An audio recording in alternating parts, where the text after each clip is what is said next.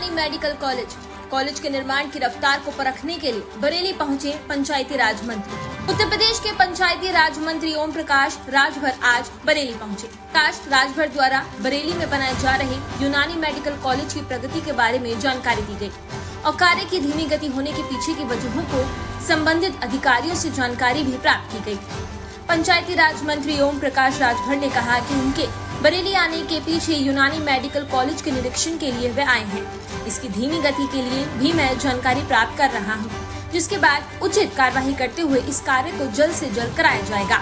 गांव में समग्र विकास को लेकर पंचायती राज मंत्री ने कहा कि ग्रामीण क्षेत्रों पर ग्राम सचिवालय का निर्माण कराया गया है, जिसमें 207 तरीके की ग्रामीण क्षेत्रों में चलने वाली योजनाओं को एक छत के नीचे ही सुचारू रूप से सारी सुविधाओं के साथ आम ग्रामीण के लिए मुहैया कराया जा रहा है। उपचुनाव को लेकर पूछे गए सवाल पर बड़ी बेबाकी से ओम प्रकाश राजभर ने कहा कि यह जनता का चुनाव है, जनता ही तय करेगी कि इसमें विपक्ष की क्या भूमिका है। जनता सत्ता के साथ रहना चाहेगी, क्योंकि मौजूदा सत्ता विकास के रास्ते पर चल रही है। इसलिए जनता भी राज्य की भाजपा सरकार के साथ केंद्र की एनडीए सरकार के साथ ही जाना पसंद करेगी। सर, आपका बरेली दौरा है, क्या मुख्य उद्देश्य है? आज बरेली आने का मुख्य उद्देश्य है ये जो यूनानी मेडिकल कॉलेज बन रहा है, इसके निरीक्षण के उद्देश्य से कि इसमें काम किन परिस्थितियों में अभी पूरा नहीं हो पाया है, उसकी जानकारी के लिए इधर हम लोग आए हुए हैं।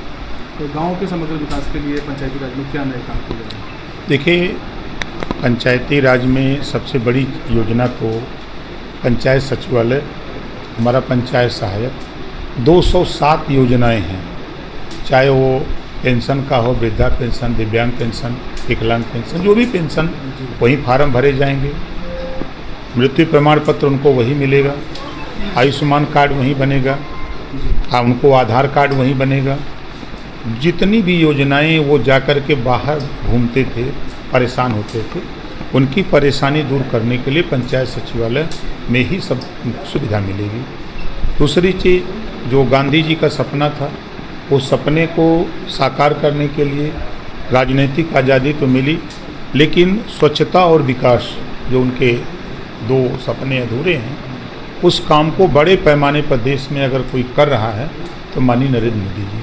अभी आपने देखा कि 15 दिन की स्कीम चल रही है, पूरे प्रदेश में ये अभियान चल रहा है कि साफ़ सफाई को लेकर के, उसमें भी हम लोगों के अधिकारियों की तरफ से, हम लोगों की तरफ से, जैसे आरआरसी सेंटर बना करके पूरे गांव के कचड़े को वहां ले आना, फिर उस कचड़े को छटाई करना, उससे खाद भी तैयार करना, जो ई रिक्शा के माध्यम से डोर टू डोर जा कर के उनके कचड़े को जो घर में है उसको ले करके इकट्ठा करना, ये काम हो रहा है।